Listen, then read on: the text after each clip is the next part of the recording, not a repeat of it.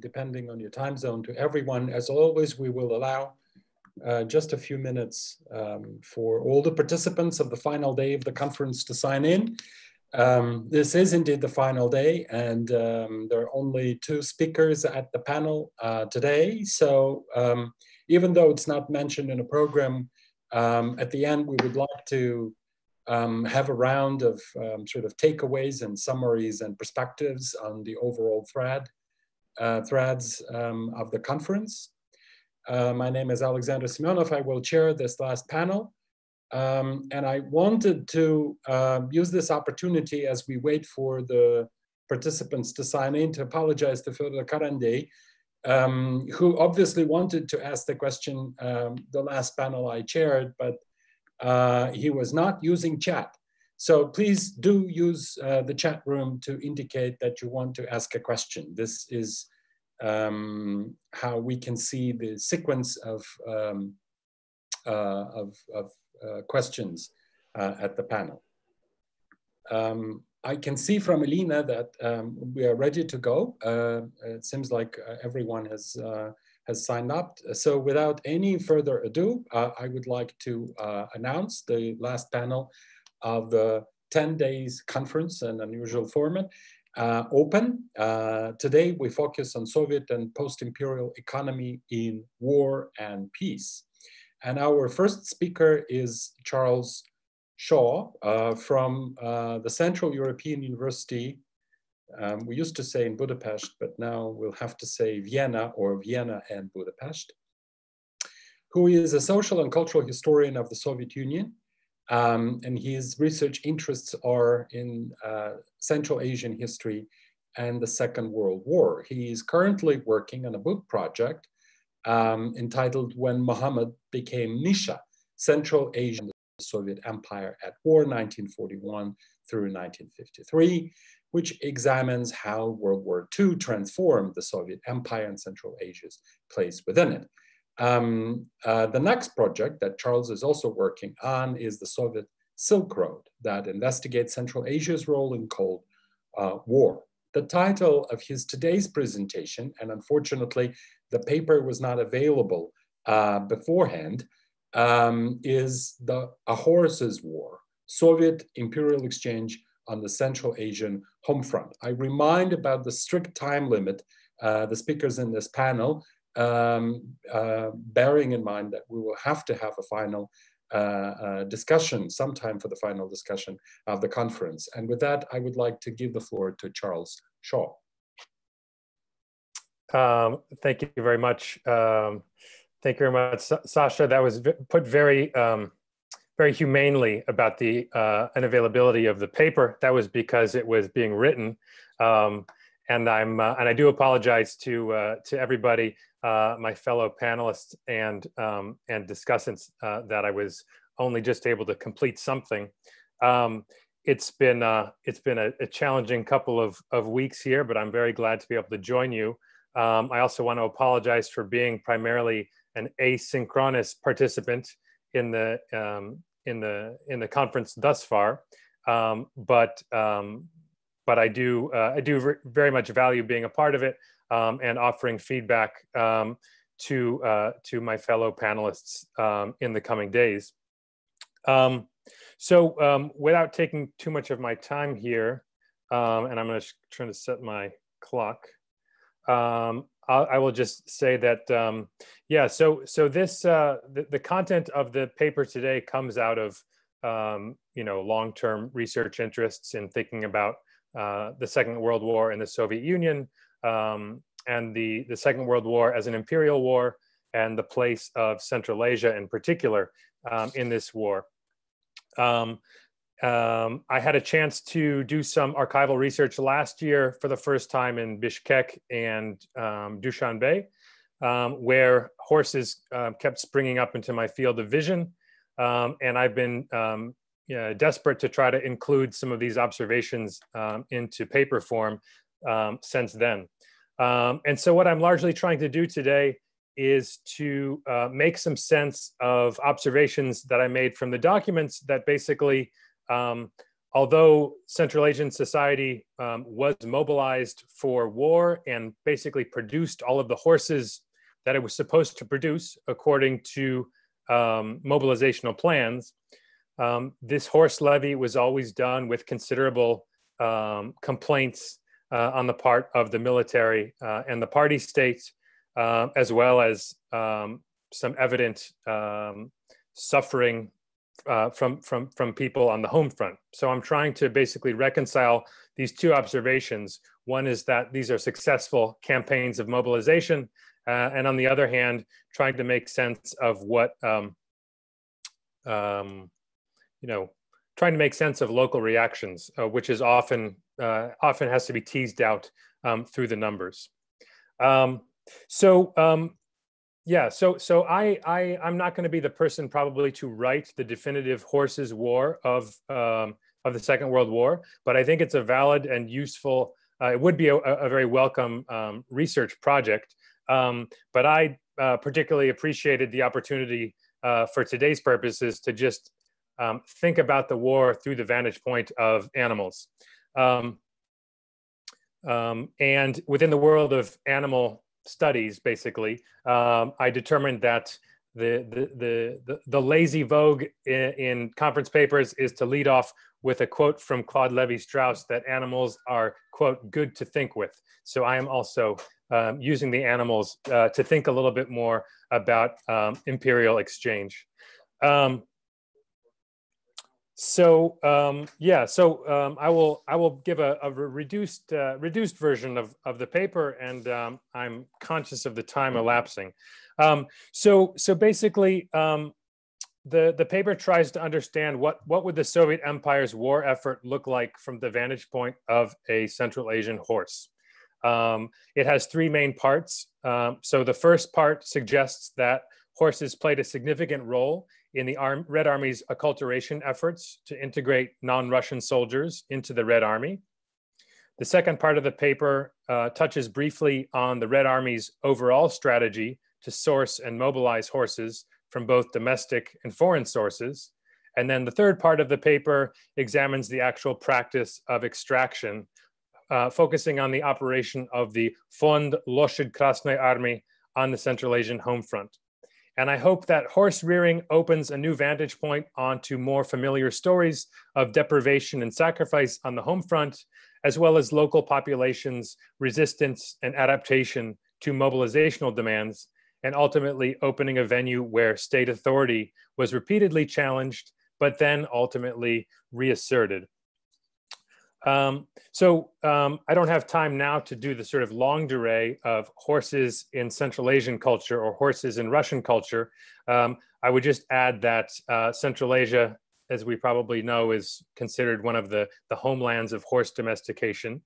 I would also add that in a large measure, Russian horse culture is in fact Turkic or Turkic-Mongol horse culture. So one can just look at some of the words like jigitovka, which is the word for trick riding in Russian, which obviously has Turkic roots.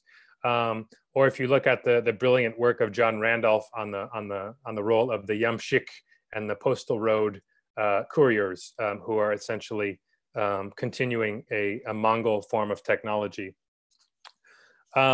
I want to say that one of the jumping off points for the paper was also to take a cue from Stephen Kotkin's seminal text on the Mongol Commonwealth. And I was trying to kind of keep the Soviet war effort in view of a longer durée story about the Soviet state trying to, the Soviet state as a successor to some of the institutions and practices of imperial exchange that preceded it. So this is where I was starting from. And I'm happy to talk more about some of these questions about the role of the horse in Second World War cultural work in the Q&A, just as a way of creating a nice visual for you, although I don't have the visual in front of me. One could consider the image that is perhaps already imprinted in your brains of Marshal Zhukov riding proudly across Red Square in the 1945 victory parade. So key things to know about this visual are that first, the horse is most likely a Turkmen Ahelteke breed horse, although this is a source of great debate in the Russian horse web. And the second thing to note is that his stable hand was a Kyrgyz man named Oroz Mamuraliyev from the Taktagol district in Jalalabad Oblast. And so the second part of the paper sort of concludes with the observation that on the whole, as my work and other people's work has shown, the Red Army's cultural campaigns were successful in all sorts of ways. However, very distinctive hierarchies nevertheless remained. So it's not a surprise that the Central Asians were sort of not credited in that image in most iterations of it. Okay, so transitioning quickly to just the basic questions about how many horses there were in the Red Army and where these horses were sourced.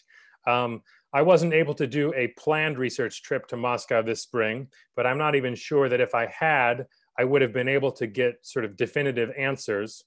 So I had to use some really crude numbers from the, the very earnest, well-meaning but unsighted world of the web, and through a couple of sources, many of which seem almost reliable, except they don't have any citations. The numbers seem to confirm somewhere about 3 million horses having served, and somewhere to the effect of 1 million horses killed. The reason why I'm interested in the question of where horses came from and what breeds they were is, of course, thinking about these longer durée histories about the Soviet states and the borderlands, thinking about which breeds from which locations, became prominent in the army, etc. But I'm particularly curious about, if this 3 million figure is mildly accurate, nevertheless, where were horses sourced from? So much of the southwestern Russian steppe territories, which is prime horse breeding territory, was of course a major theater of war. And we know that only a few horse farms were evacuated. So we have reason to think that the Soviet Union's Eurasianness was a great benefit in the purpose of sourcing horses. So figures that I do have are approximately 110,000 horses from the Kazakh SSSR. Much more humbly, Kyrgyzstan provided 37,000 horses, about 20,000 horses from the Tajik SSSR. And so if we were to extrapolate for figures from the rest of Central Asia, we would probably say that Central Asia played a very sizable but by no means overwhelming role in the sourcing story of horses for the Second World War. However, it's very possible that they played an outsized role in the domestic sourcing of the Soviet Army's horse population. So my own archival discovery from Kyrgyzstan was to learn about a large shipment and the creation of a series of horse depots created on the Chinese-Kyrgyzstan border in 1942 to allow for, again, I don't have the figures on how many horses were moved through Kyrgyzstan in this way. And then multiple times again on the web, reference is given to approximately 500,000 horses from Mongolia in 1944. 500,000 horses out of 3 million is, of course, a very sizable percentage. And you can also see in the memoir literature and the interview data, if you go to iremember.ru and you input Mongolki, you will encounter a lot of very interesting observations from cavalrymen about their very fit and durable, but very unwieldy Mongol steeds. Okay, so, but I want to move to the question of sourcing on the actual home front. And here's where I want to think about the sourcing of horses as being very, very similar to the mobilization of humans, as well as very similar to the forced requisition campaigns, for instance, of grain during the collectivization era.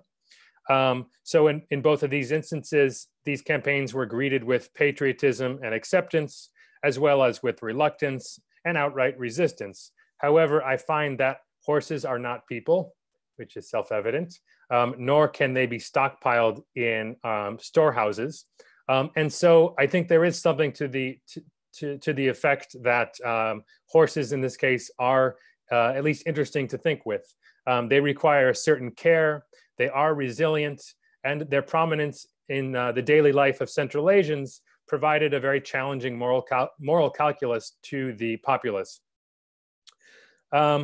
It was the state's major victory to change popular perception enough by the course of the war that people eventually submitted to the horse levy. But when one examines the details of kolkhoz behavior, we find a whole bunch of different and complicated behaviors. We find a population that is very seasoned at evading and employing Soviet law for its own ends, employing various weapons of the weak, yet not necessarily sabotaging the horse draft. And as the war continued on, and as sons and brothers, husbands, etc., were sent off to the war and off to the labor front, these campaigns sort of changed in their tenor, I think. So 1943, the winter of 42-43 was a particularly bad year for agriculture throughout the region. Numbers declined very, very significantly.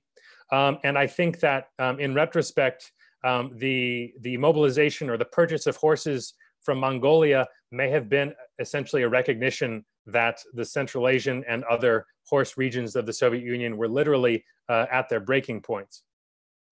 But the actual institution created to mobilize horses was initiated in 1939 as part of the longer-term Soviet expectation of war. And this was the institution of the Fond Loshad Krasnai Army. And its particular instructional orientation essentially created a certain sort of relationship over the next couple of years among horse, state, and local population. So the idea here was a very ambitious organizational effort monitored by the Commissariat for Agriculture, executed with the coordination of party and state officials, and all the way down to individual kolkhozes. It's possible that in other parts of the Soviet Union, this plan was enlisted as an elegant solution to enlist existing structures and make use of a patriotic impulse. However, in rural Central Asia, none of these factors could actually be taken for granted, and it was a much more ambitious and strained operation. There was very limited literacy and party presence in the Central Asian Homefront, and the war rumblings of 1939 and 41 felt very much a world away. So the details of the Fond LKA required that all kolkhozes or any institutions that possessed horses needed to make available their best 5%. It stipulated that horses needed to be, quote, of high quality, fully healthy, and of appropriate training and preparation. Each of the four branches of horse service, cavalry, artillery, hauling, transport, had their own unique physical specifications, such as the cavalry horses, which required, among other things, the traits of being free, easy, energetic, and having proper movement, and a minimum height of 149 centimeters. For cavalry horses, it's interesting that there was a form of nationalities policy introduced. And quote, for cavalry horses of aboriginal breeds in corresponding districts of the Siberian, Urals, Transbaikal, Transcaucasian, Central Asian, North Caucasus, and Far Eastern military districts, it was permitted for horses to be shorter as long as they met other requirements. Kolkhoz leaders, together with representatives from district agricultural offices, were in charge of selecting the best horses and mustering them to district centers when summoned. And it was upon identifying these horses as belonging to the Red Army Horse Fund where things got complicated, because the Red Army horses were both physically and symbolically separated from the rest of the kolkhoz herds, expected to receive superior food and care, reduced labor obligations, And it's possible that some form of ambiguity emerged about who then actually owned the horses at this point. They essentially became the aristocrats of the horse world in kolkhozes, where living allowances, their special attendants, and special quarters were subsidized from within the resources of the collective farm, regardless of the material shortages that the farm might have had. Furthermore, the language of the Fond's creation was full of rather amazing patronizing language.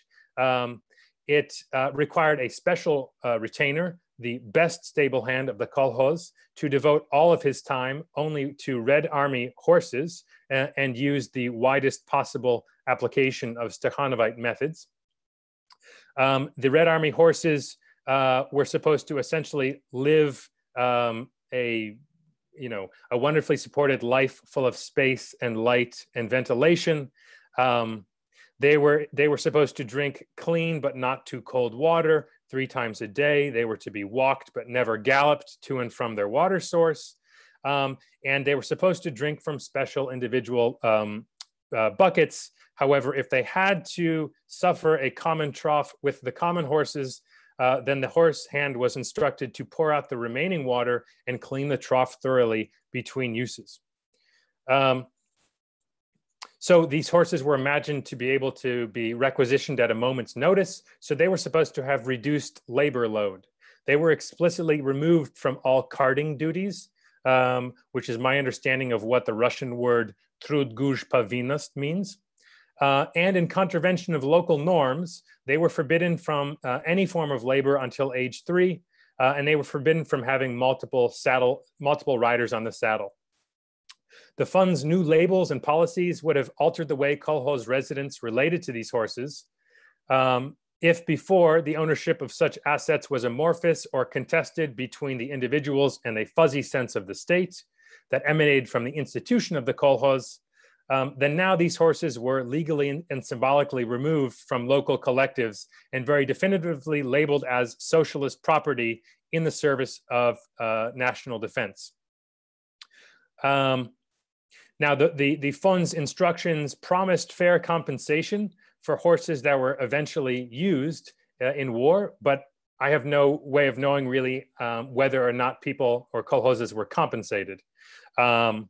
So I liken all of this to the basic idea that if a Moscow party elite were stipulating lavish living conditions for his or her offspring sent to be raised in the countryside and on the villager's own dime, this is largely the language that emerges from this particular directive.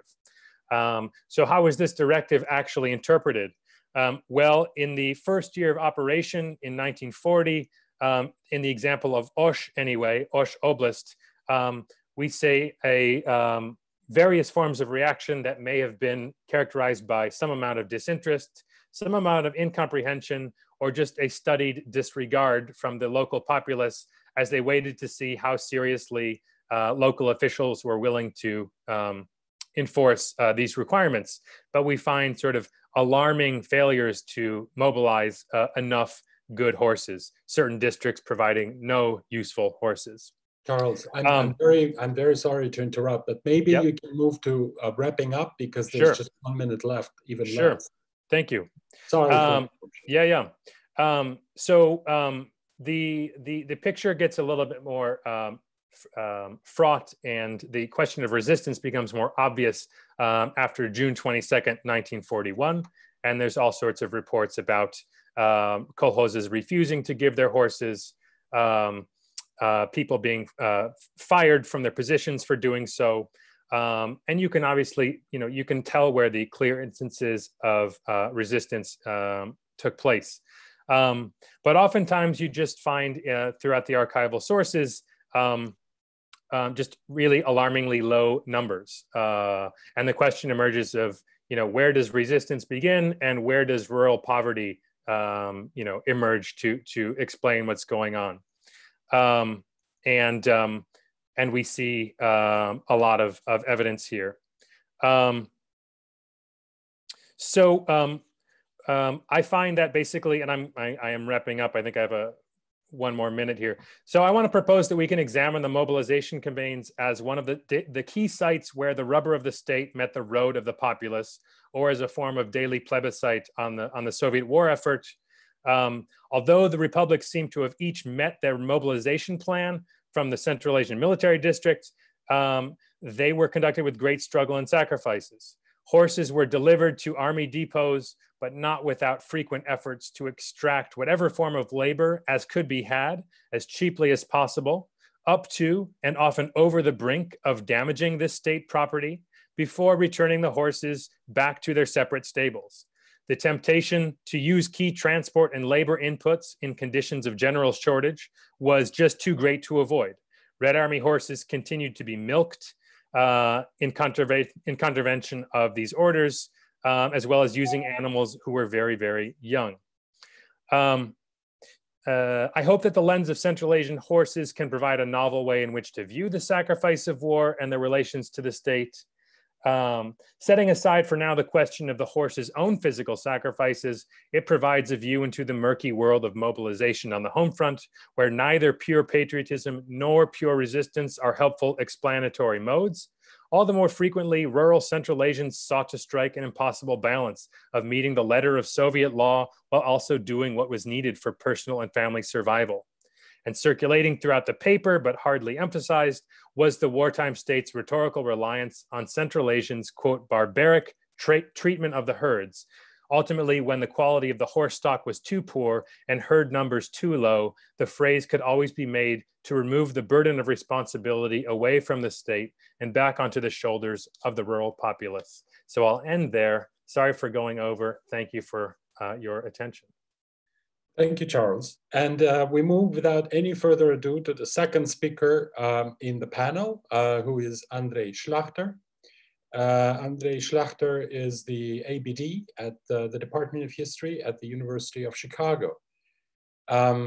He is working on the dissertation, Smuggler States, the Soviet Union's Western Neighbors, and Contraband Trade across the borders, 1919 through 1924.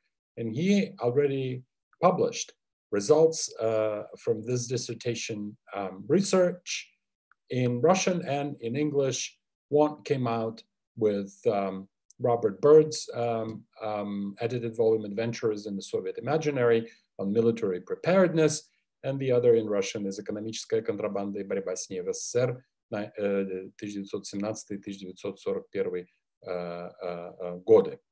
And the title of Andrei's today's presentation, which was supported by a very long chapter, very long text, is Border Boom, Banner Year on the Soviet Frontier, 1922. The floor is yours. Thank you so much. So I'm in the middle of moving apartments, so hence my somewhat unorthodox seating arrangement. And that's by way of explaining if the laptop topples and the webcam falls off, it's because I'm balancing everything on my lap right now. So be forewarned. So I will share the screen.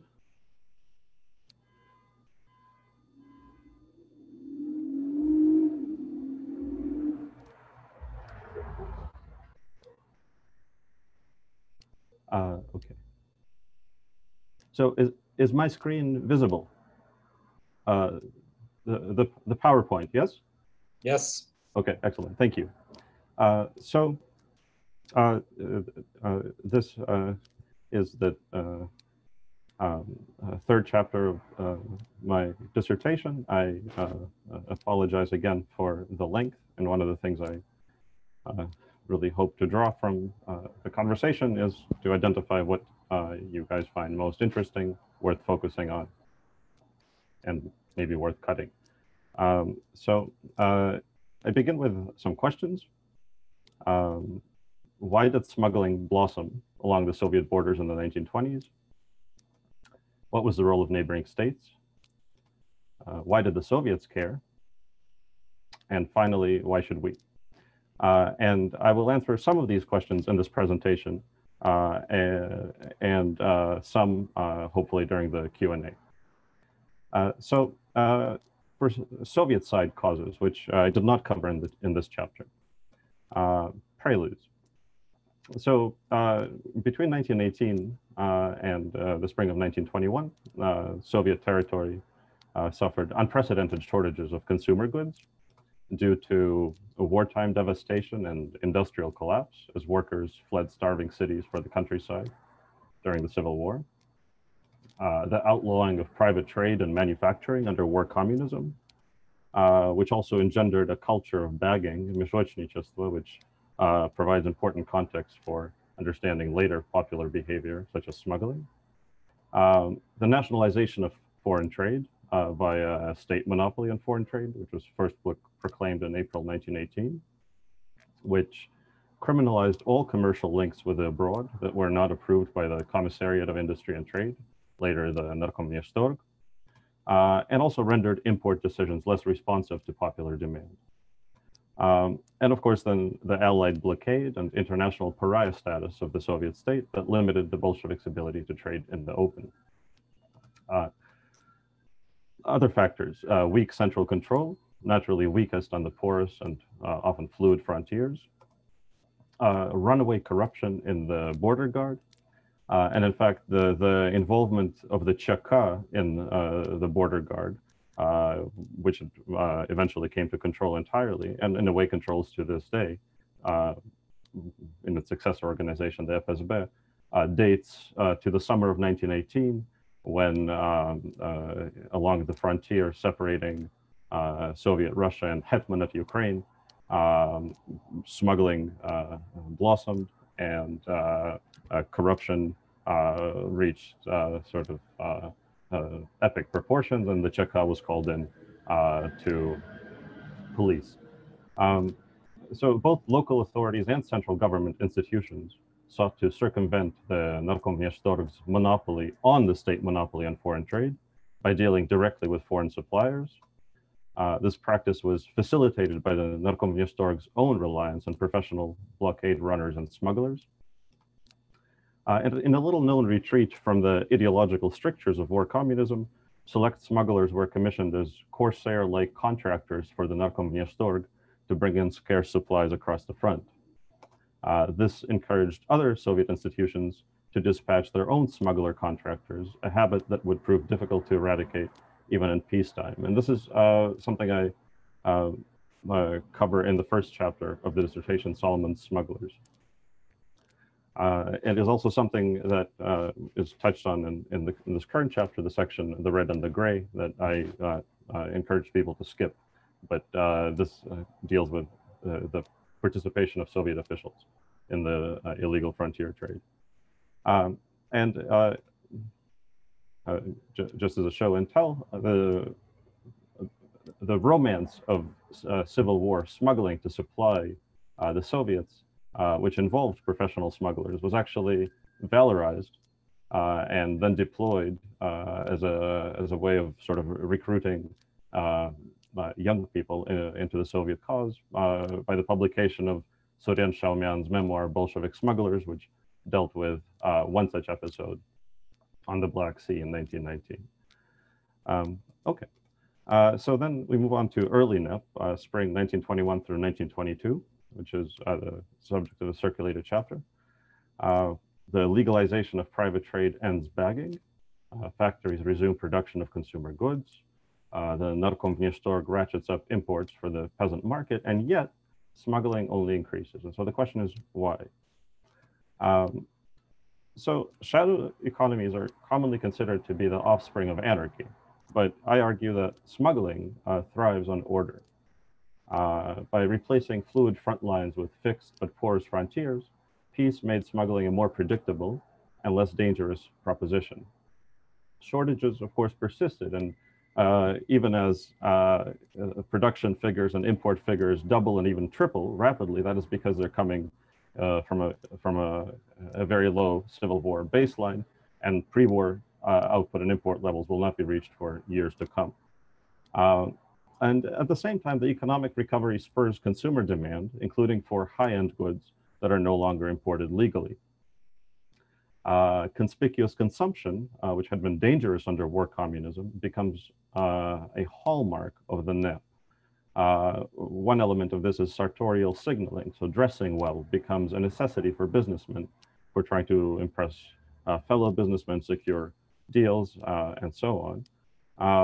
And the sense of impermanence that's been noted by commentators on the NEP. The sense of living in a volcano encouraged luxury spending, profligate spending, not least on liquor, which, as the chapter shows, became a major component of the contraband flows. The NEP also allowed for the circulation of capital between legal and therefore taxed and illegal spheres, which made possible the financing of contraband operations. A vibrant and growing private trade network provided the ideal soil for contraband trade. Bustling shops and stalls provided the contraband trade with a basis of operations, because most merchants who dealt in contraband goods did not deal exclusively in contraband goods, but contraband goods made their operations profitable. So the sheer ubiquity of commerce under the NEP meant, to borrow from a landmark study of smuggling in another time and place, that the state was somewhat blinded by the frenzy of activity.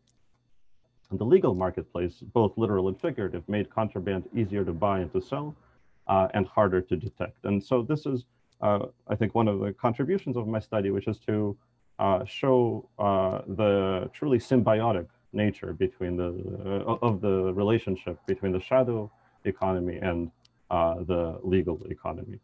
And just by way of illustration, here's a picture of the Sukharyovka from the 1920s, and you can see people packed like sardines, elbow to elbow, a space that is virtually impossible to police and very easy to pass information and goods and so on.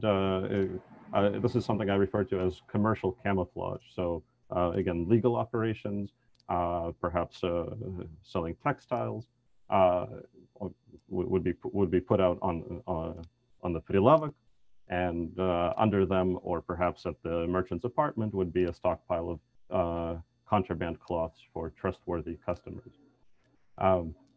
This is from Crocodile, February 1923. The poem basically refers to something very similar. It refers to, it says, pay no attention to the shop shingles. What they're really selling is, they've got cocaine in their stockings, and the priest is selling off a silver church plate, which is a reference to the aftermath of the church confiscation campaign.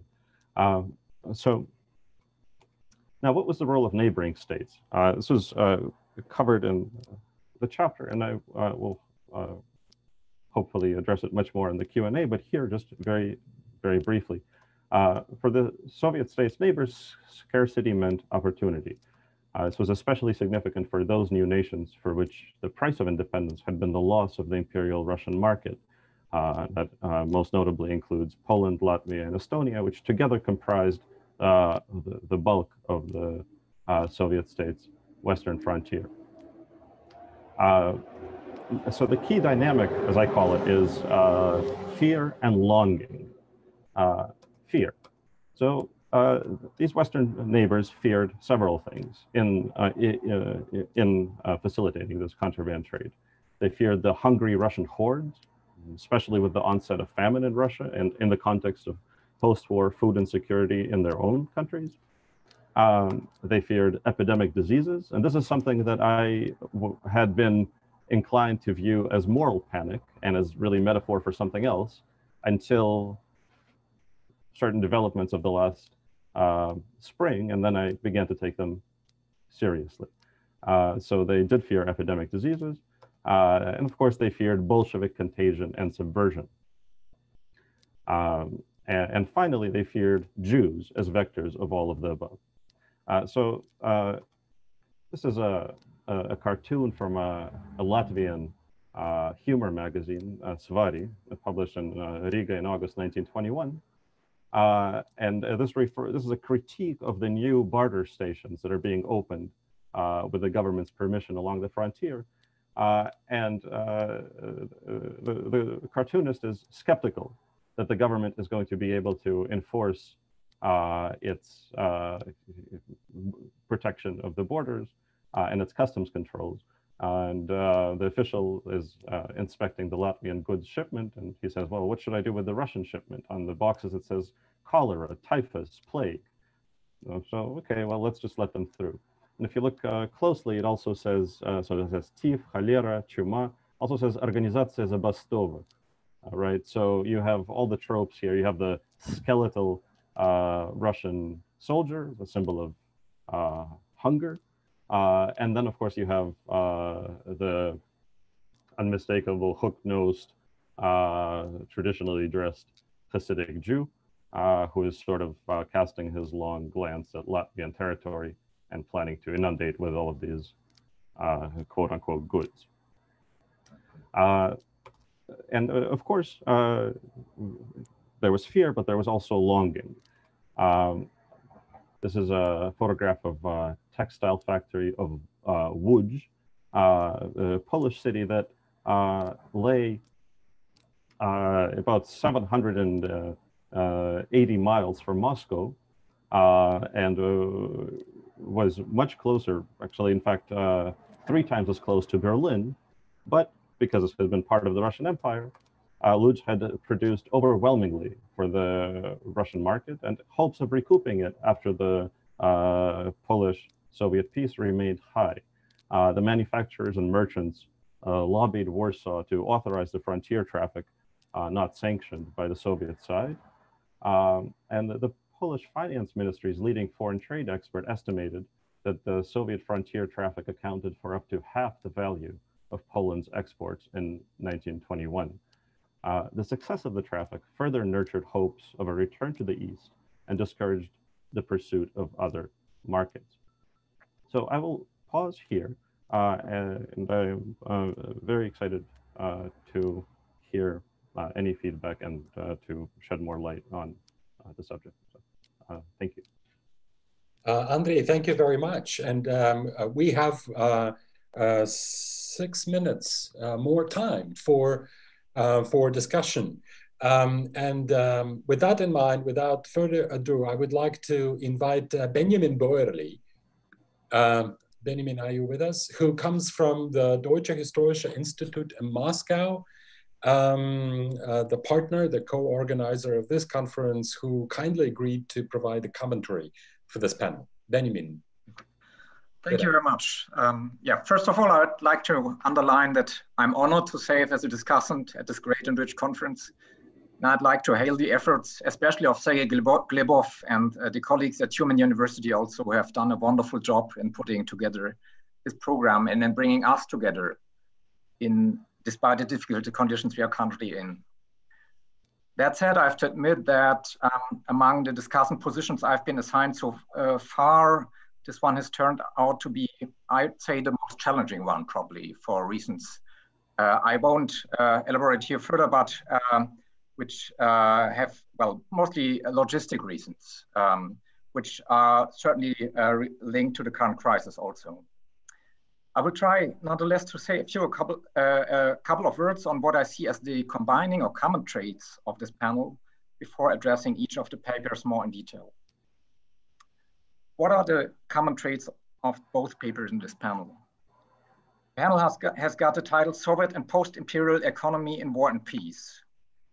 While I would argue that the Soviet side isn't in the main focus in Andrey's chapter, which you have presented here, Andrey, though it plays, of course, an important role, and that economy isn't the major topic in Charles' paper, though the horse levies and employment in the Soviet army he describes indeed have to do with economic conditions and have got far-reaching economic repercussions. I think what is indeed of big importance for the content of both papers are imperial legacies. In one case, we have got a space with new borders, which haven't been there before, where networks from the imperial time undeniably played an important role. In the other case, we have got a multi-ethnic region where imperial expansion and practices of integration continue to play an important role in the Soviet period. The other binding or common feature I see between both papers is the ambiguous nature of state laws, norms, and regulations that are either neglected, misinterpreted in practice, or they have to be adapted to realities not necessarily in line with conventional legalistic convictions, and or they have got a changing meaning depending on which side of the border you are or which ethnicity you belong to. Border trade rules that are adapted on the Polish, Estonian, Latvian sides around 1922 to a growing inner demand for trade across the border with Soviet Russia are perceived as purely illegal and contradicting all conventional norms when seen from the revolutionary Soviet side, or so it seems.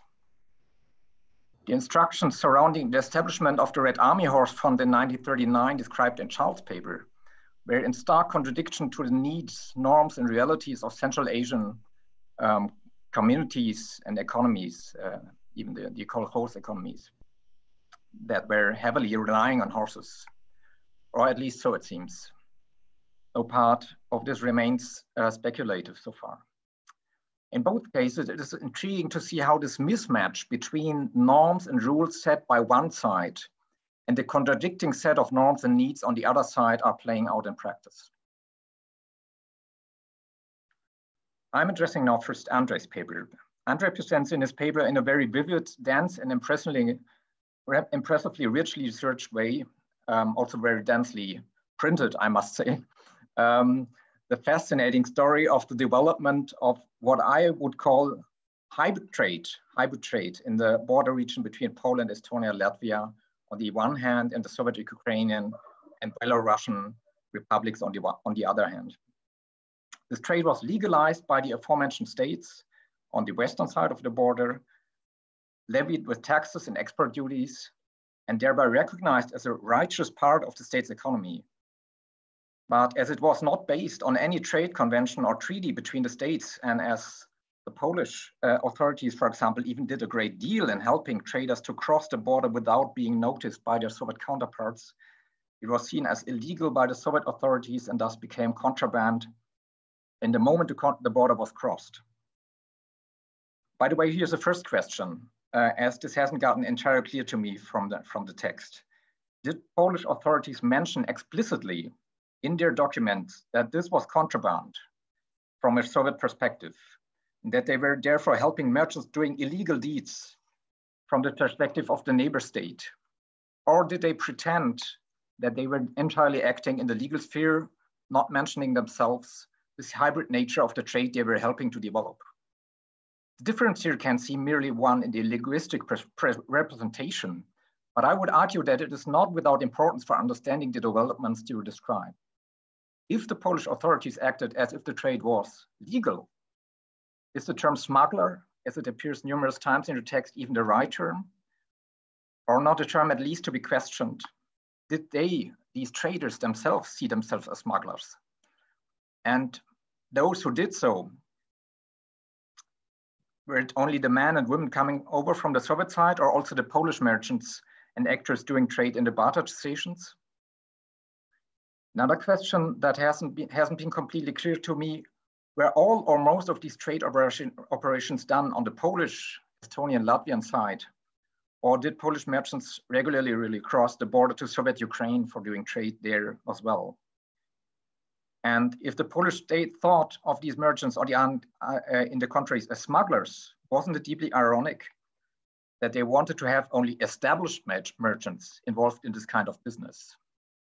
So you had to be an established merchant in order to do contraband.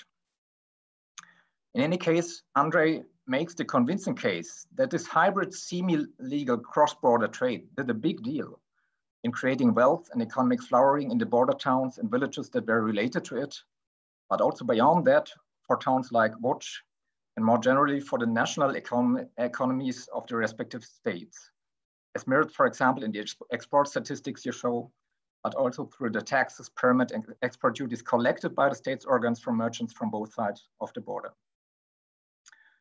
Another topic which I came across a lot of time when working from a dissertation on the late Tsarist Empire was the conflict of security versus economic interests. You could now call it fear, but yeah, the security part, as manifested in diverging positions between the Ministry of Industry and Trade on the one hand and the Ministry of Interior on the other hand. You cite a representative of the latter, of the Ministry of Interior, who seems to indicate that eventually the Ministry of Interior recognized a huge economic advantage of this kind of trade and therefore sort of gave in. Nevertheless, I would assume that security concerns remained acute to a certain extent and could, together with the conflicts between these economic interests, to be elaborated further on. There are a number of further questions that came to my mind when reading the text. In which language were these trade operations usually done? Apart from barter trade, were there also regular purchases in currency, money? And which currency would that be, if it wasn't the old Tsarist silver coins you mentioned that are to be put in another category?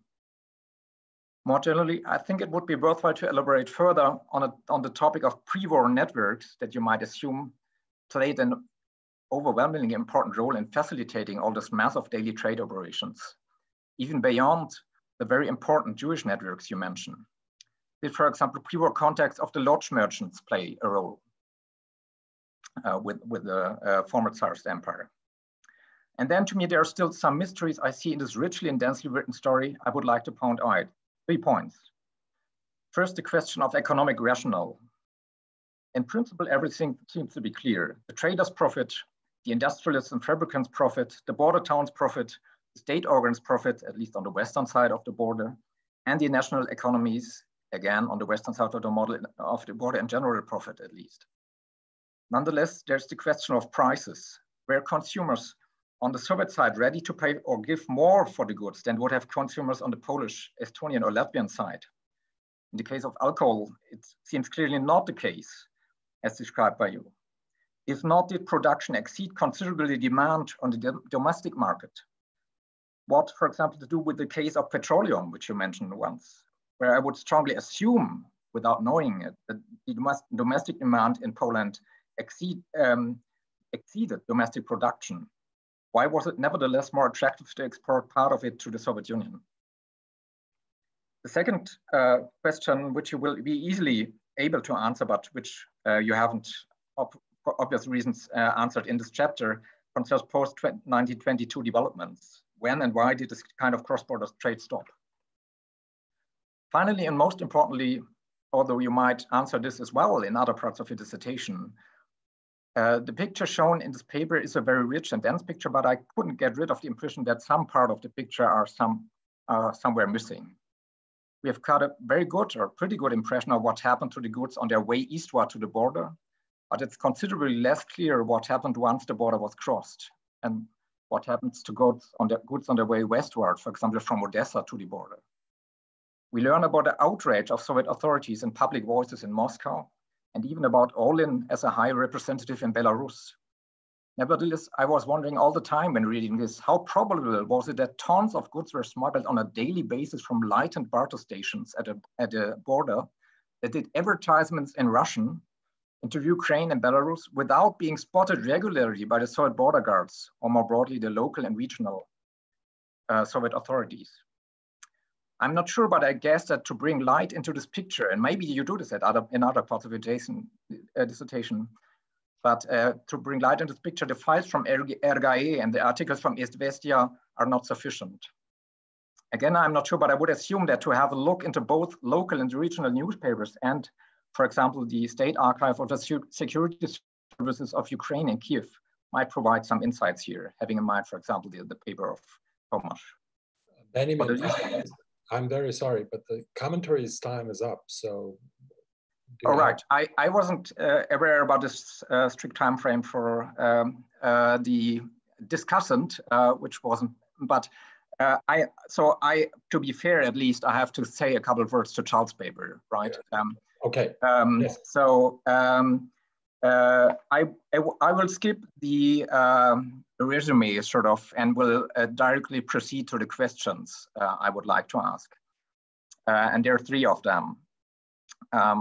I think that the instructions related to the Red Army Homefront as absurd and aloof from reality, they may, or rather it's further lines of research I would be interested in, which might be interesting in the context of this paper, as it's still in the process of elaboration. The instructions related with the Red Army Homefront as absurd and aloof from reality, they might have appeared from the standpoint of the population concerned, are a clear sign of the huge importance those elaborating those instructions attributed to the horses for the Red Army's efficiency and combat strength. How indispensable and how crucial were horses for the Soviet war effort?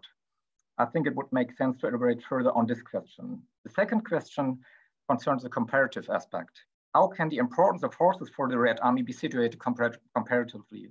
Was it exceptional?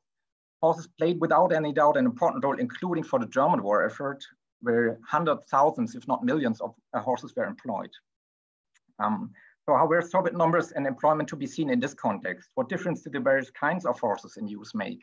And how important was it for the outcome of the war that the Soviet Union could fill up their horse fund, if you want to call it like this, by the 500,000 Mongolian horses in 1944, whereas the Germans probably didn't have this kind of hinterland, if you want to say. And finally, and the point really here, once you set out to tell us the story of the Soviet war effort from the vantage point of the Central Asian horse, I would like to encourage you to go further in this direction. Just having read Bathura Demo's Floating Coast, where the live communication sufferings, plays, etc. of whales and other animals are integrated convincingly, as far as I'm concerned, into a history that is, of course, at the end, mostly a human one. I think it can make sense to have a look at books from horse specialists, including from Central Asian ones, and to integrate really the perspective of the horses as far as is accessible to us. What did it mean for these horses to be taken out of their environment into other climatic conditions where they were employed at the front? How would they react or feel to the noises of the artillery, the suffering around them, the cries? Were the hauling task assigned to them in line with their natural capacities in a sort of sustainable ways? And have you learned from your paper how many horses died in the war? What does it take to kill a Central Asian horse? Did most of them die by German fire, by hunger, by starvation, by cold, by exhaustion? These are just some questions I do have in mind, and you won't necessarily want to answer all of these, but I think that overall it would enrich your story if you go along at least partly along this line and sort of integrate the perspective of horses this way in your plot. Thank you very much. Benjamin, thank you very much for the commentary. And now we have a series of requests to ask questions. The first one was Nicolo Pianciola. Prego. Grazie. Thank you very much for these two very fascinating papers. I have a couple of questions for Andrey. You are talking about this western border of the Soviet Union, which was as porous or comparably porous as the eastern one, but the big difference is that this border was new border after the war, the Polish-Soviet war. So I was wondering how much the population that lived in the region that was crossed by the border, the newly created border, made decisions in relation to this creation and moved to one side or the other of the border, and how, if this was linked to the smuggling and the economic activity across the border. And also because you mentioned that this smuggling was based in many cases on long-standing relationships that predated the border, but I was wondering about the strategic choices of the population. And second and quick question, one very fascinating aspect of your paper is that this smuggling part is actually the visible section, visible thanks to you, of a much longer trade connection that goes very far away, very deep into the Soviet Union in some cases, like in the wonderful case of the Chinese Artemisia. So I was wondering whether you were able to trace or to map at least some of these trade networks or organizations that go so far away inside the Soviet Union? Were they chains? So the goods were passing from hand to hand in different regions, or they were really so stretched that reached faraway regions? Thanks. Thank you. Next in line is Marina Magilner. Thank you. My question is for Andrey.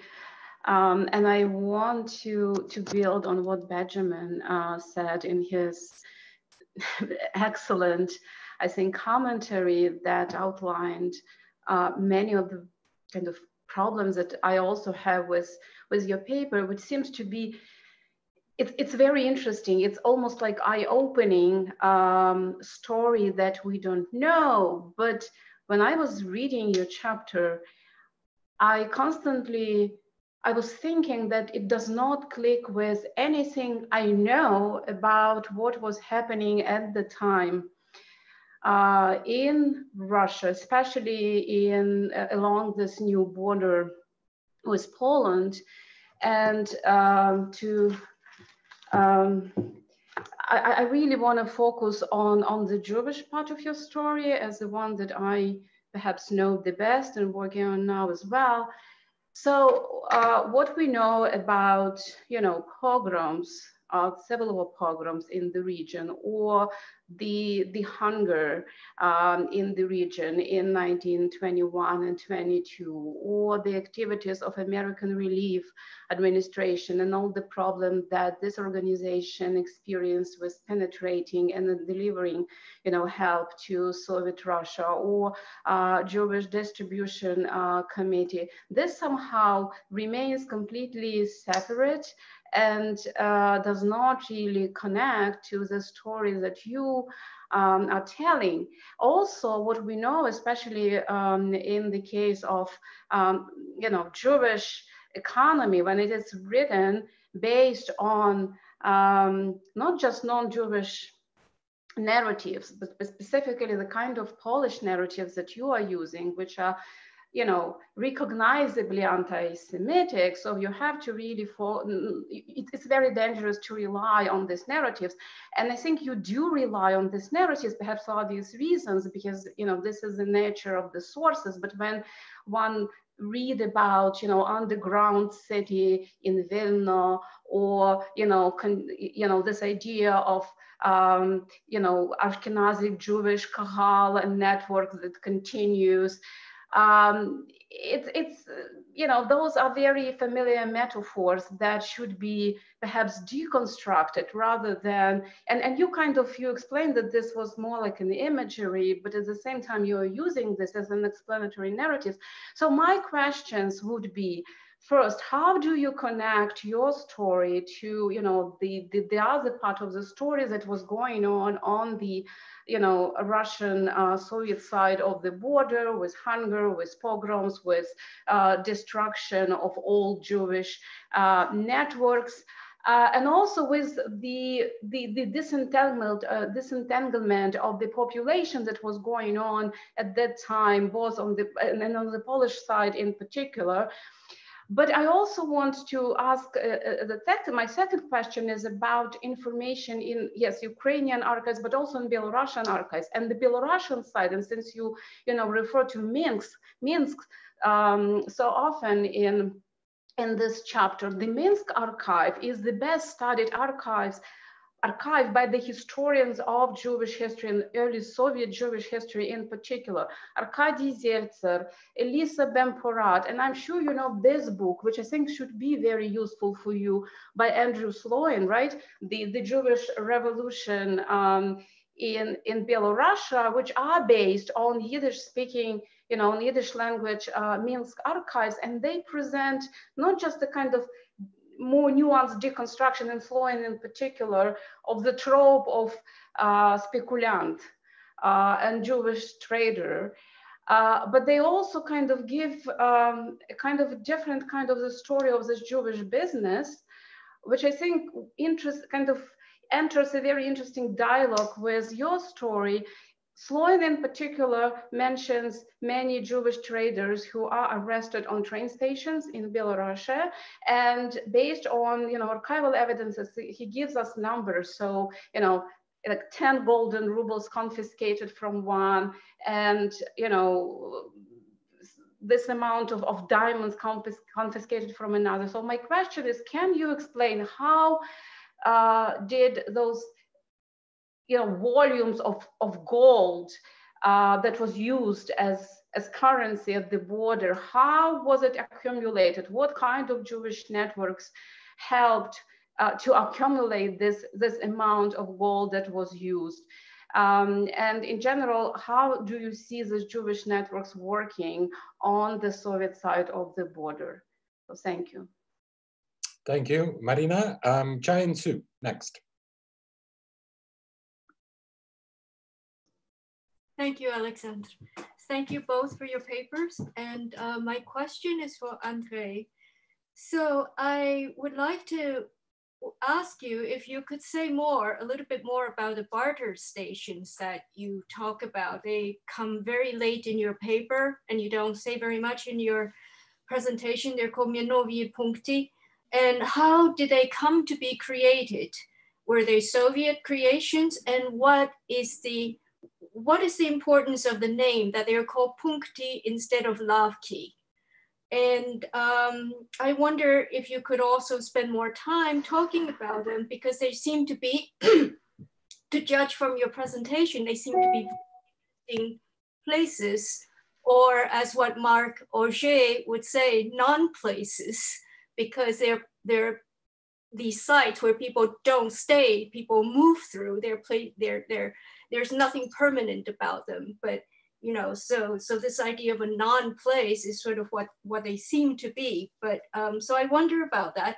And the next question, also for Andrey, is about what you say about corruption. You said there's a lot of corruption on the border, and just as Benjamin asked if smugglers saw themselves as, quote, smugglers, I would like to ask you if corruption is a term applied to what was going on from a state-centered point of view, or who was applying this term, corruption. Could it refer to alternative channels for moving goods that are not approved by certain groups of people?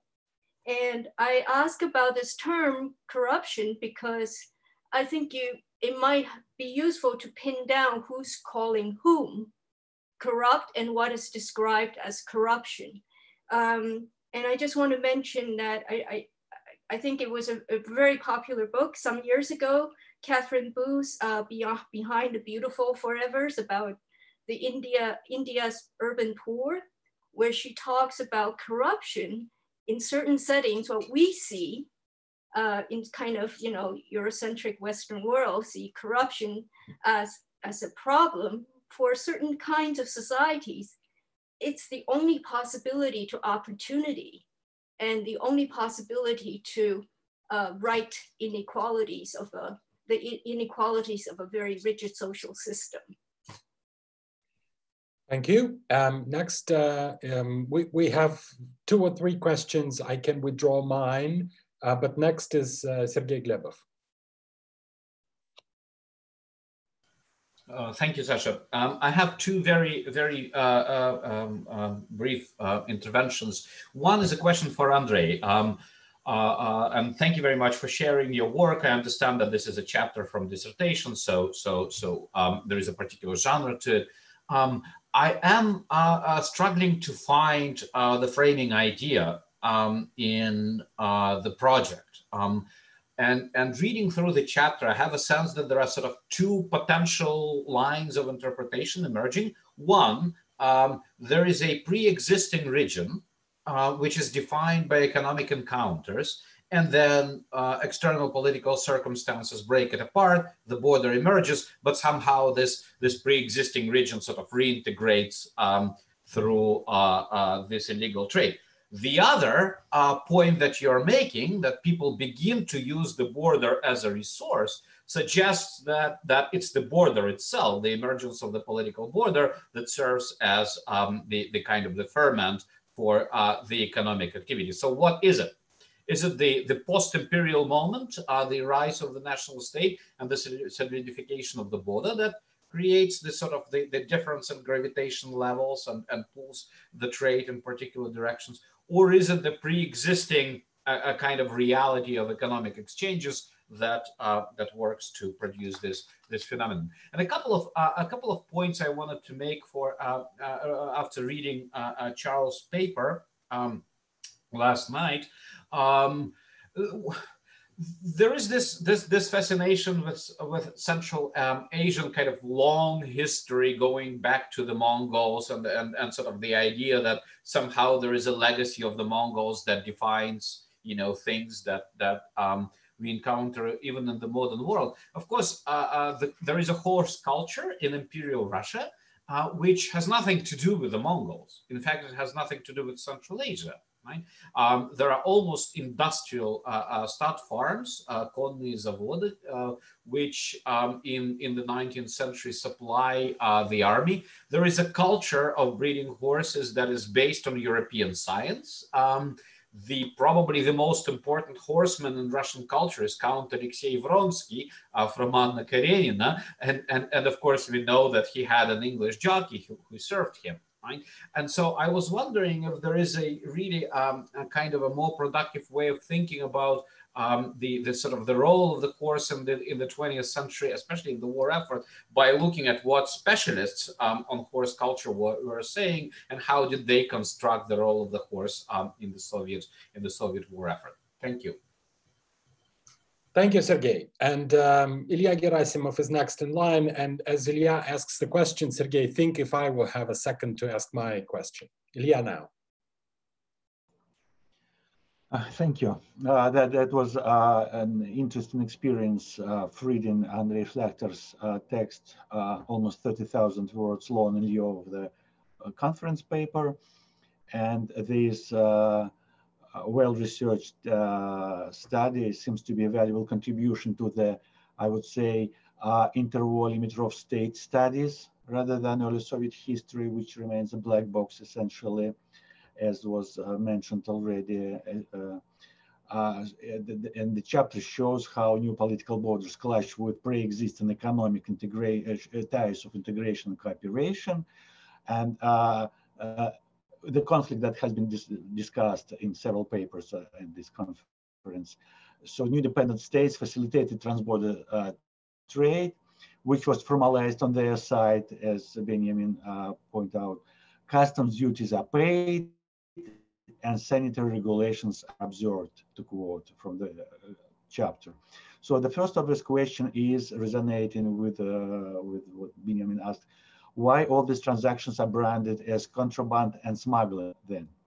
The author suggests that all the Soviet participants were contrabandists, but we just don't know from the chapter. What was legal, what was not? There is no survey of Soviet legislation, no mention at least of this 4-volume Закон о торговле сборник декретов, right? No statistics of prosecution of the alleged smugglers, at least through статистика осужденных в СССР.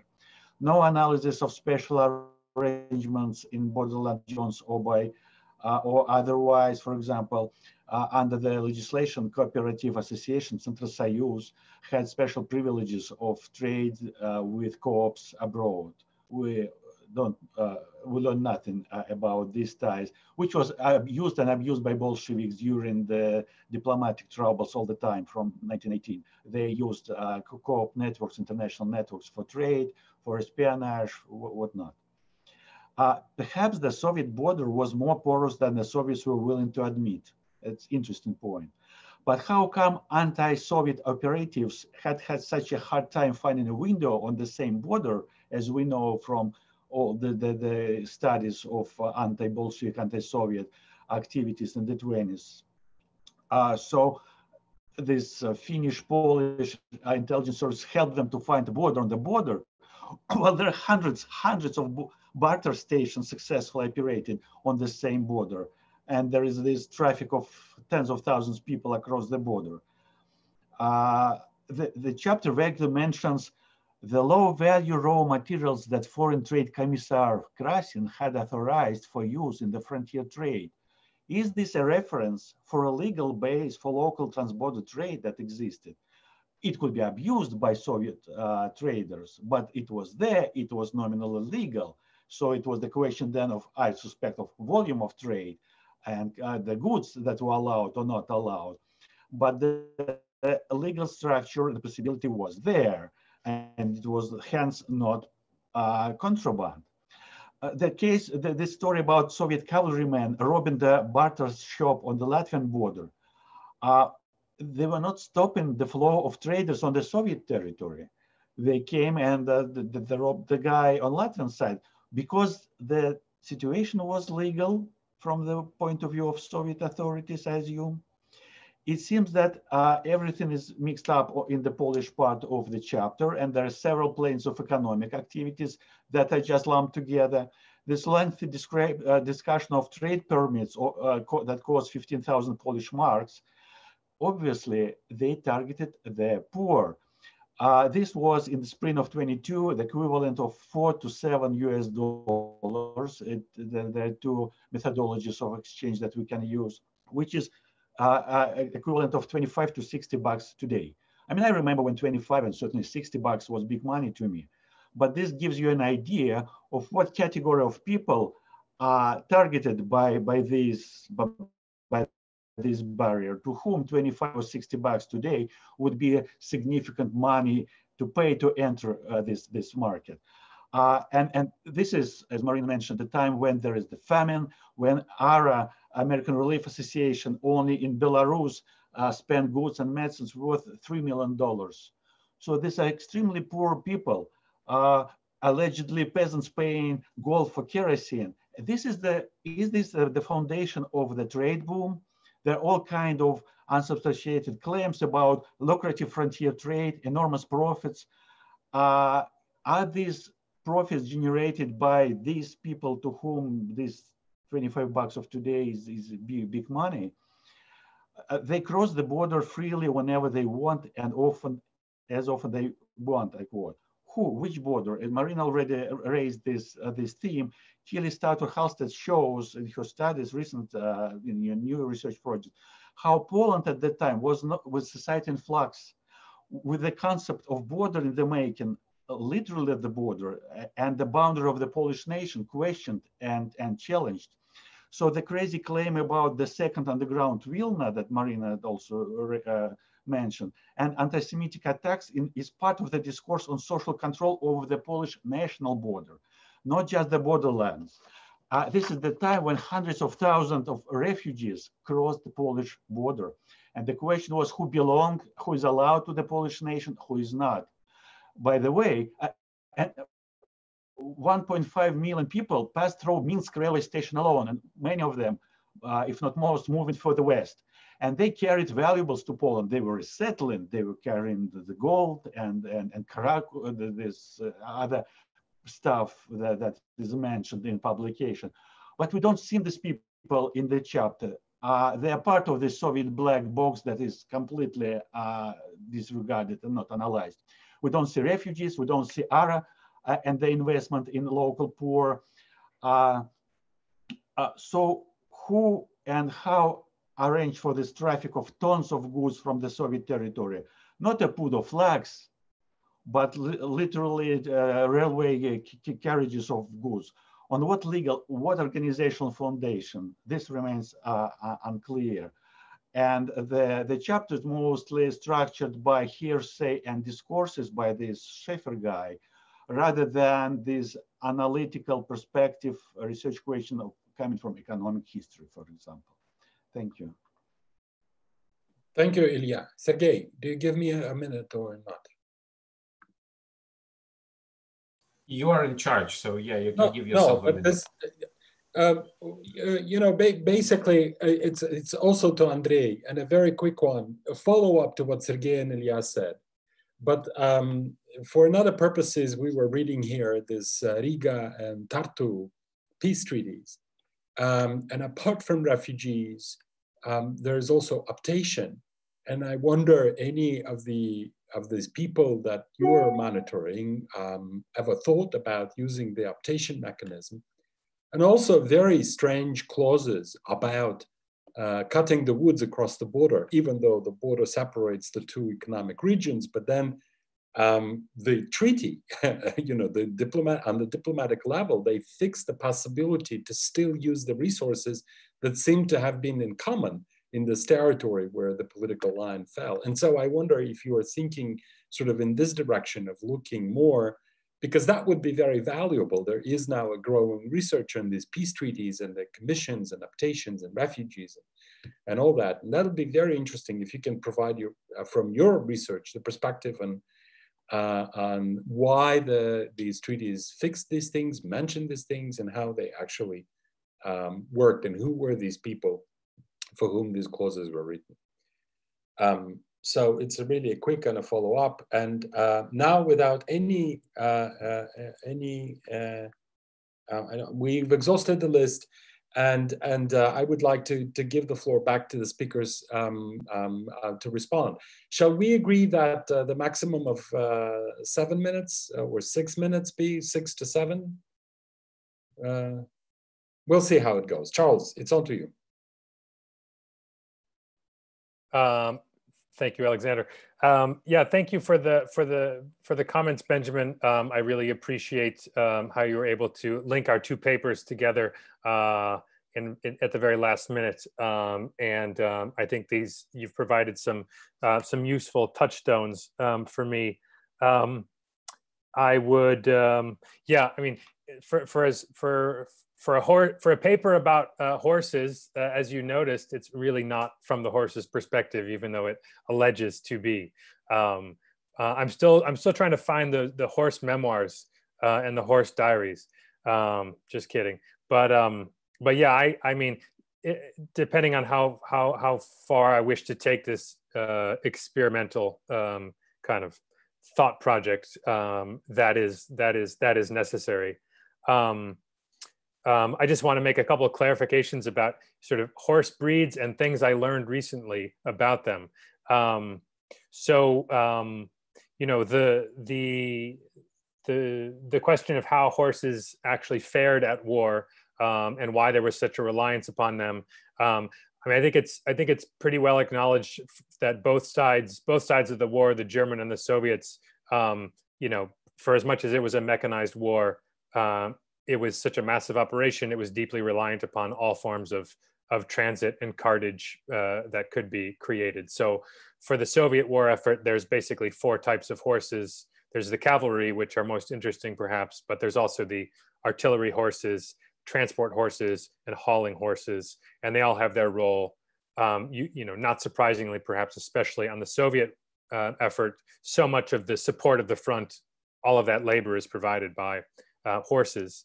However, the characteristics of those horses seems to be less rigid than for cavalry, where it's interesting. And with that in mind, I mean, one of the interesting things about this sort of nationalities policy for horses that I notice is that it's clearly created as part of a broad recognition that despite their small stature, they have exceedingly useful characteristics in relation to a lot of the, let's say, European breeds. So they're smaller, but they are undemanding in terms of their fodder. They can be just put out to graze on grass. They don't need grain. They're really fit. I mean, they sort of, they are the, I mean, they're the sort of Kalashnikov of horse breeds in a way. And so the fact that there's a recognition of this already is already, you know, instructive about what are the sort of longer term wisdom that has been accrued by the Russian and then Soviet army about their characteristics. Yeah, and so I mean, I could have gone a little bit more about sort of the rise of the Kazakh horse and its, you know, and its prominence in the 19th century, and as well as the Mongolian horses during the Second World War. So the Mongolian horses had their own, you know, had a similar series of sort of positive characteristics as well as limitations.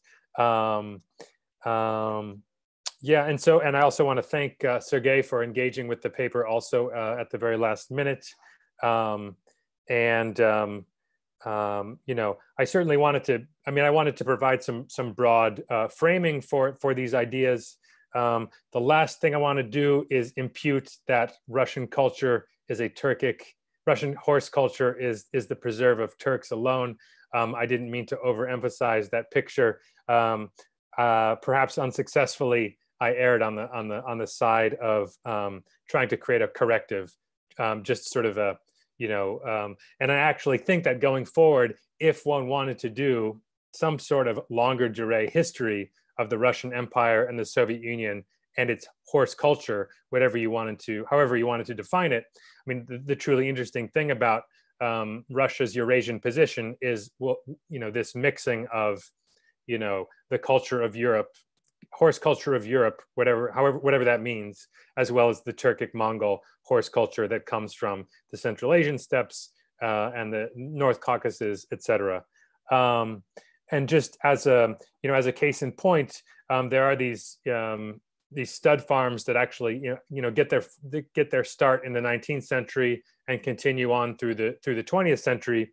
One of the interesting things is to, you know, to look at the, you know, the breeding stock of these horses, and you'd find that, you know, sort of peel it back a little bit, and you'd find an interesting long durée story about which breeds are developed and how. And so, for instance, Don horses, you know, are a sort of Russian creation or a Russian imperial creation, as separate from, let's say, English thoroughbreds.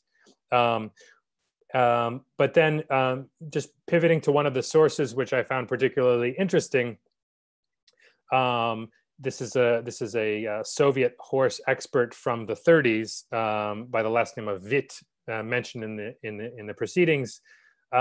He's writing from the mid 30s, and he's trying to provide this new corrective, kind of placing the Central Asian horse even larger in the perspective of, you know, world horse history. So he would even argue that when we talk about Arabian thoroughbreds, those actually were improved due to interbreeding with Aheltekes, and the same with the Turkish horses of the European 19th century. So there actually is a way in which even, you know, these, you know, European culture, at least according to the intellectual project of, you know, of a horse scholar in the 30s, may have been perhaps more indebted to these imperial linkages with Central Asia from much before.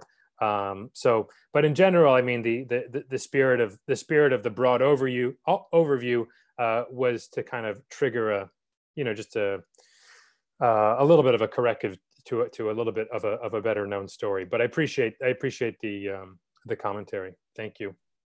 Thank you, Charles. And Andrey, that's you've had a disproportionate share of questions.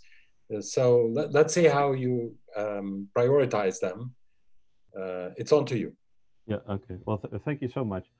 So I should clarify that the dissertation is actually sort of part of a bigger project.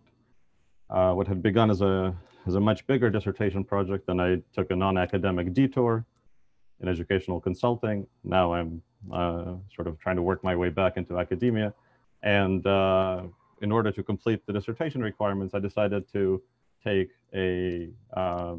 just carve out a small self-sufficient chunk of my bigger project, defend it, and then go on to work on the bigger thing. Just to give you some slight sense of the bigger project, let me share my my screen with you one more time here. 1 second. Oh, would that be possible? It says disabled. Yeah, I think Alina has switched the rights. But okay. Am I able to share screen now? It says host disabled participant screen sharing. Yeah. Alina, would you mind making Andrey a co-host? Maybe let us save time, Andrey. Why don't you just go ahead with your okay. summary of the project? Okay, but when that becomes possible, perhaps let me know, and then I would share something. But I want to say that sort of the question was about the framing, and it's true. I'm sort of still casting about for a framing for this chunk of the bigger project. The overall project framing is really sort of simple. It was summed up in a quote I gave at the outset in the note to the readers, where Charles Tilly said that states make war, and war makes states, and then a scholar of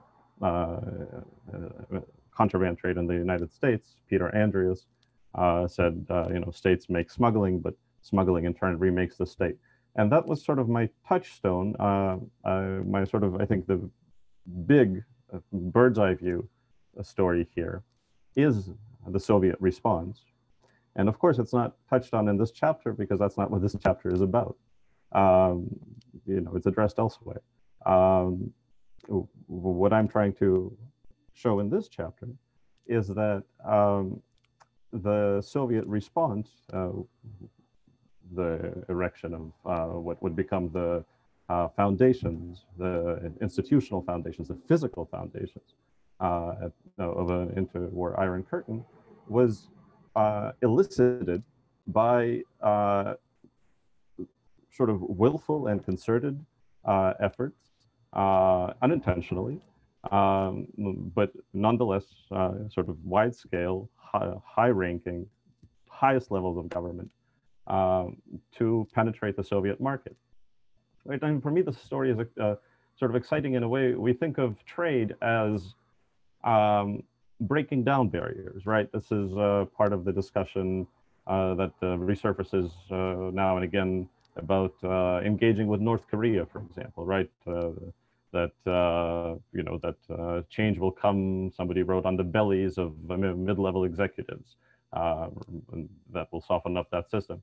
But what I'm suggesting here is that this effort to penetrate the Soviet market, I'm trying to show in the broader project how this effort actually backfired.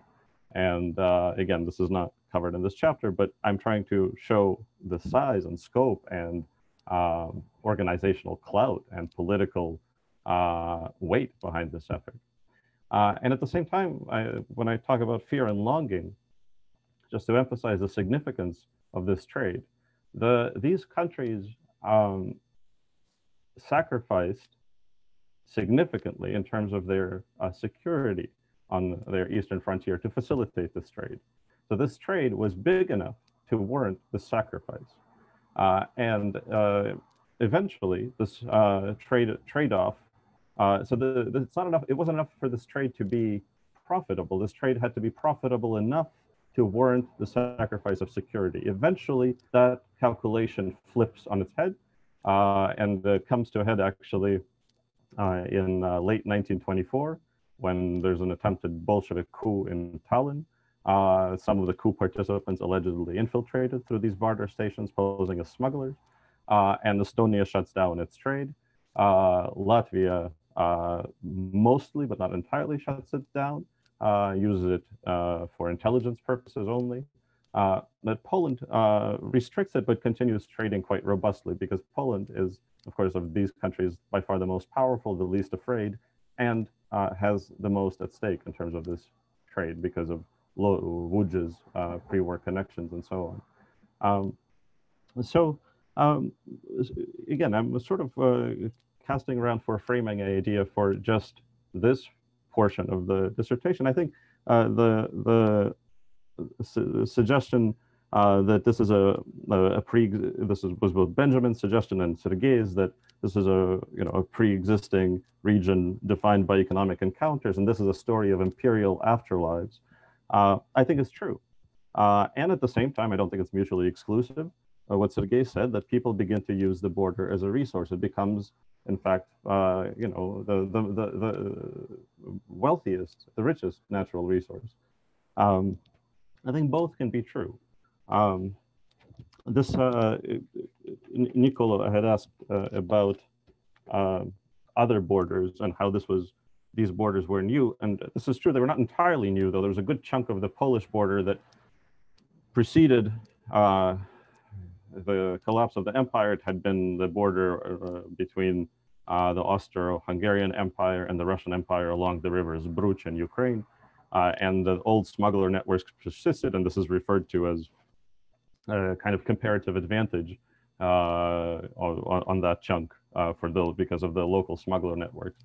I'm not sure where it's better, where you have a completely new border and no infrastructure at all to police it, and robust ties because there was no border separating people before, or where you had an old border and pre-existing smuggler networks. It's kind of an open question, advantages to both sides. The eastern border was surely more porous than the western border. It's something that became secured later, and actually as the northwestern border becomes secured, the weight of the traffic moves south and east. And that's actually one of the stories I tell in the bigger project. And I do look at the far eastern border there as well. Is it possible at all to share the screen now? No, still not? It's heard back from Elena, unfortunately. No, not yet? Okay. Okay. So Chian had asked me about the barter stations, whether these were Soviet or neighbors. And I'm sorry if that wasn't clear. These were all on the neighbors' territory.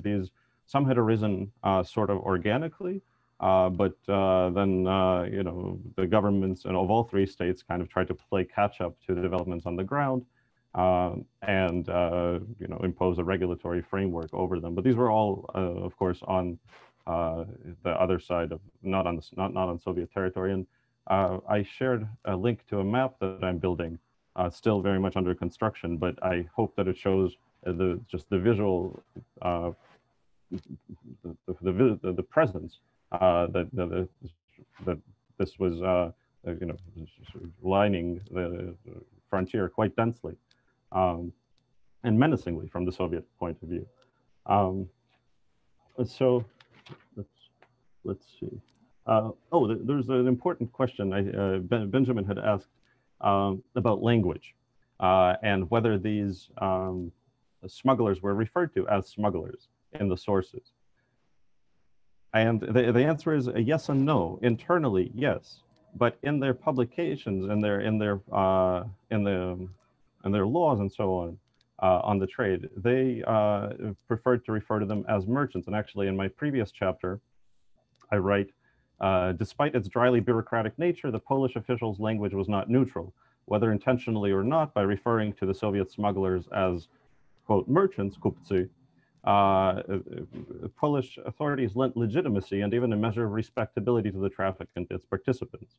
To be sure, Soviet officials considered these traders not merchants but criminals, but even their fellow villagers considered the smugglers who actually ferried the goods across the frontier to be peasants or draymen rather than merchants. So to better suit its purposes, Warsaw had quietly elevated these humble borderland denizens into the status of international businessmen. So I am cognizant of this dimension, and I think it is important.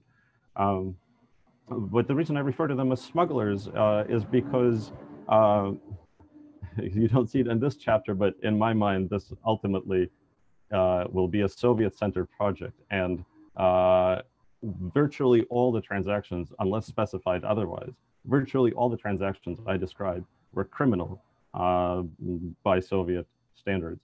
There was some murky area, the section, the red and the gray that Ilya referred to, where Krasin authorized the use of low-value raw materials for small-scale frontier trade. This was immediately abused by local officials who had no stake at all in the wider project that was the state monopoly on foreign trade. And so this definitely contributed to the intensity of the flow. So it became hybrid on both sides in a way. But as far as Moscow was concerned, almost all of the transactions I'm describing are criminal and were a real challenge.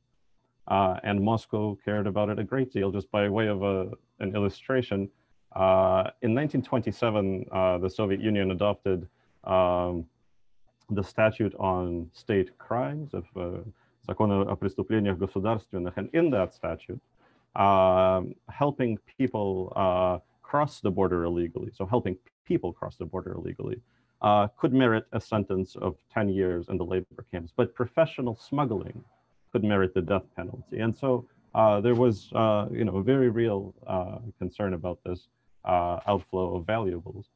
which emerged eventually as the primary reason that the Soviet authorities were so concerned about this trade. There were lots of other interesting and sort of evolving reasons as well, but I think one of the things I'm able to show here is that this outflow was real, it was massive, and they had every reason to be concerned. So I might have more things to say, but perhaps, oh right, yes, so there's the question about optants, of course, and other refugee flows. And of course, these are major flows, and I'm aware of them. I just, this chapter could not accommodate it. These are important flows, and they are accompanied. Repatriation is a material act as much as a personal act. These are not just bodies moving.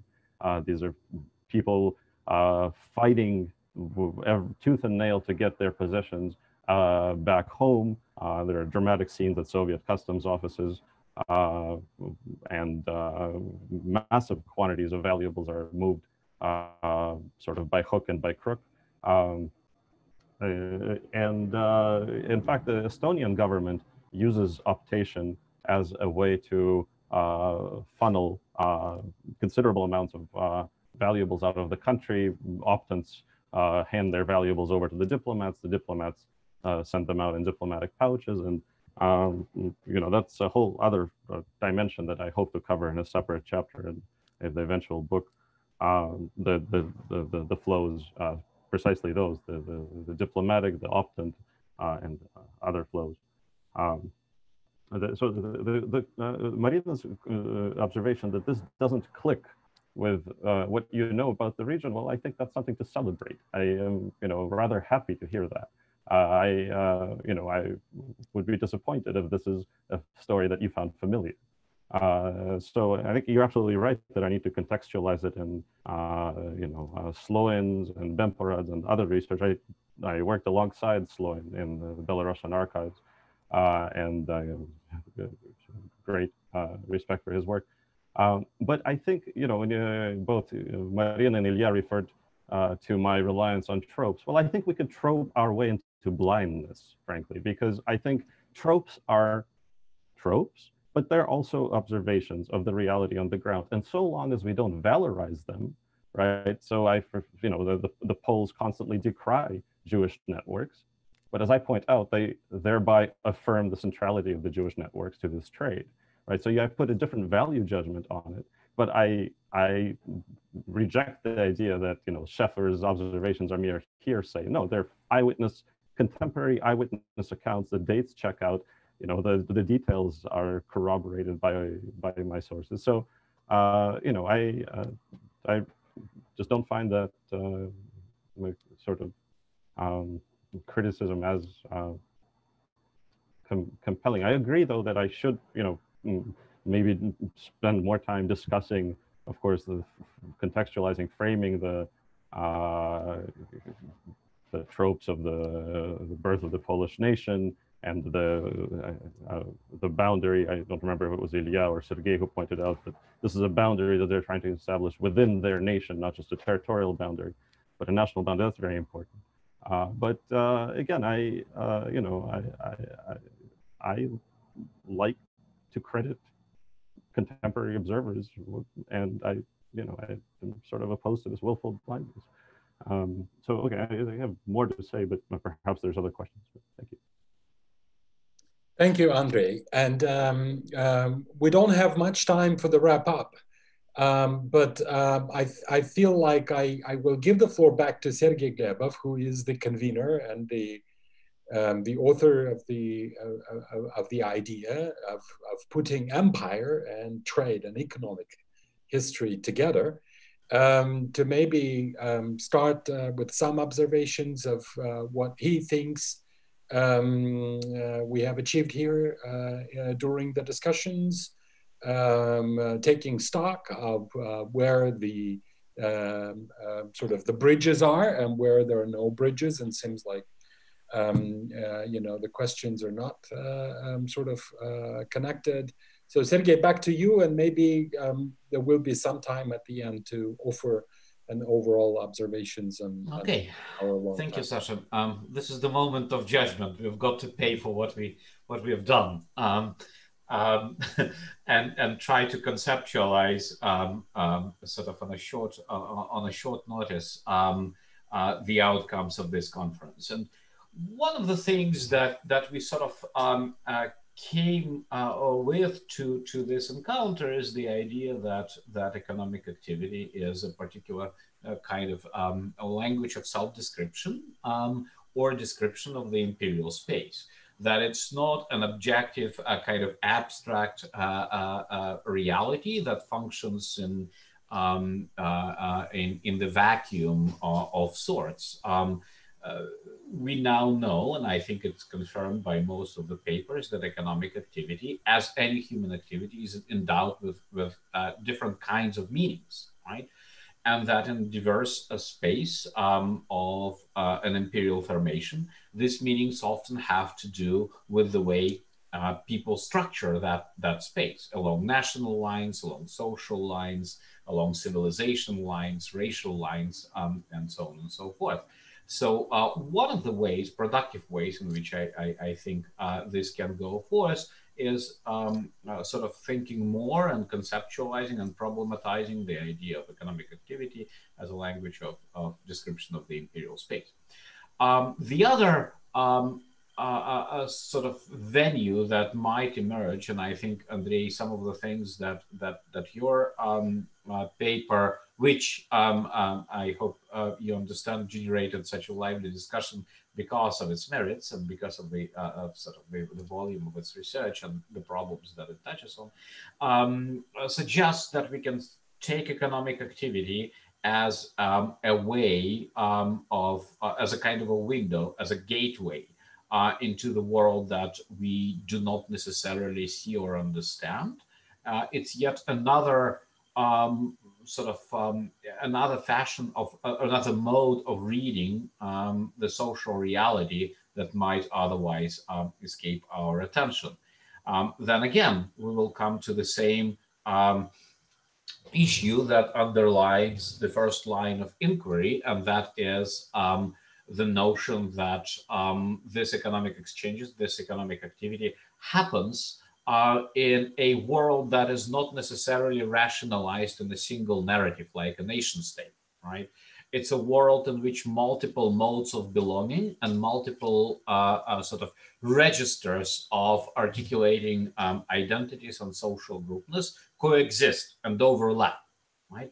And so, for example, in the Polish Soviet or Baltic Soviet borderlands, we can see that something that can be read as smuggling in one register can be read as a project of solidifying the national boundaries of the Polish national body, right? Or, for example, as a project that sort of questions that national body and redefines it in some other way. It would be fascinating then to ask questions about the participants' sort of visions of that space and to what extent they agree or disagree with for example, the Polish national narrative of the economic exchange. So these are some of the basic ideas that come out of this conference and the encounter with this very, very many papers. And I'm sort of trying to think about them at a certain level of abstraction. And obviously not every case will fit ideally, and not every case will sort of fall in line with the sort of broad conceptualizations of how we can, well, put it simply, marry economic history and new imperial history. How can we detect tensions that arise when we bring together something that's supposed to be of universal value, that is the economic exchange, with something that is supposed to produce and reproduce difference, which is, of course, the imperial formations or the imperial situation in general. All right, thank you. Well, thank you, Sergey. We understand that we're not going to solve all the questions that were put in these 10 days on the table, but may I suggest just a quick round among the discussants that are present, that maybe they share their observations on what is their takeaway and what is their understanding of the edge where the most interesting questions could be and interesting research can be produced. So Marina, Ilya, Benjamin. Yes, Marina, please. Just very briefly, I think that the most interesting kind of lesson that I've learned is that, yes, economic history is a language to discuss, multiple issues, but economic history as a language also allows us to go beyond discourses. And I think all the papers, and I keep thinking about, well, Marina Loskatov's papers and Andrei's papers today and Chain's papers, and basically every paper, if you read economic activity as a set of practices, if you really kind of separate the world of economic and non-economic discourses, tropes, from economic activity as a set of practices, you actually arrive to maybe a different type of rationality as something that allows you a different point as an observer to approach, to kind of build this more complex and multi-layered picture that would reflect the imperial situation, but would also introduce something that we are not able to register while focusing only on discourses, because discourses have their power, right? And they kind of, you can't really pretend that you can be free of the language of the discourses, of the power of the tropes that you embrace. But Andrei, what you showed so brilliantly is that, the practice of the Soviet state does not really support either the language of legislature in all of the cases, right? Or the vision of the border in all of the cases, or a kind of the loopholes that are created. This language really is much more complex than just, binary divisions between official and non-official, between, what is Soviet and what is not Soviet, and so on and so forth. So my conclusion is that this is very productive to work with practices, and economic history may be one way to do this. Thanks. Anyone else? I can very briefly, because I believe maybe someone else has the intervention prepared for. I just want to clarify this. This might sound to some too abstract and theoretical, the idea of economic activity practice as a language.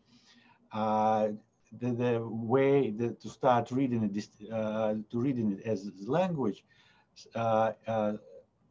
suggests registering at least three very distinct situations and moments. First off, of course, what Marina mentioned, it's important to register the situation of moments of conflict between discourses and economic practices, when people don't actually do what they profess, right? But no less important is to register situations of ruptures or blank spots. So there is invisible economic activities and realities. We know that they are there, but everybody makes, it's an elephant in the room, but it's very, very well camouflaged elephant in the room. And when we start explaining why exactly nobody sees this and responds to this, this is how we are reading this at the moment of reading economic practice as a language. And the third, of course, it's a context when economic actions fully correlate with public discourses, when there is no conflict. They're no less meaningful than the other two instances. Thank you. We haven't been talking much about the possible analytical frameworks that might emerge from the study of this Northern Eurasian region for other regions, and maybe Nicolo and Blessy, who were much more sort of representing the cross-border or comparative viewpoint, would like to briefly intervene. But I'm also now sort of thinking, and maybe one point that is my takeaway from the discussions is that we might sort of come back and think about certain economic policies or the language of description of social reality within economic idiom, whether they have automatic connection to being a nation-centered or imperial-centered or colonial. How do we determine this balance, this connection is, I think, very much a question. We've learned that a free trade, I mean, we knew it, that a free trade is a way of control, a domination, but we also learned that the protectionist policies and autarkic policies might be a situation of asymmetry, of hierarchy that is creating tensions within a space of diversity. We might think more about the most interesting is indeed the economic language that is universal, that is integrative, but at the same time, on another level, creating tensions and ruptures and conflicts. And I think we might want to come back to some of these things, especially given the importance of economic activities with the rise of economic policy, with the rise of an interventionist state in the period of what we call high modernity, but we still need to learn a lot. So maybe a more comparative cases. Blessy, would you like to?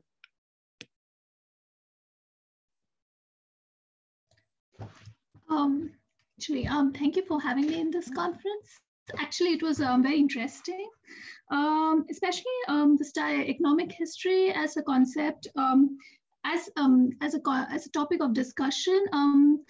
It's not like very popularly. I mean, it was very interesting to be able to discuss at this conference, to think about protectionist policies, think about economic realities beyond a traditional discussion through econometric analysis and a traditional surveying of where the validity of how to analyze economic tools and to go beyond and see the realities, the contexts that pervades these economic policies, and to see, and I think it was very interesting, especially even though Siberia and Russia is not something that I'm very familiar with, but it was very interesting to listen to various papers that actually brought a lot of themes that were very similar to the themes that I was discussing in my own paper, and to be able to see them in the context of Siberia, and it also actually made me think whether I could bring back or evaluate these same very questions back into my own research. And it was actually very interesting to look into these questions, because again, we're all trying to think about how an imperial space is being recentered through these questions of economic policy. How do we rethink, as in my case, protectionism, and how we can give it a much broader context, broader political, a broader political, trans-regional, cross-commodity context to these questions.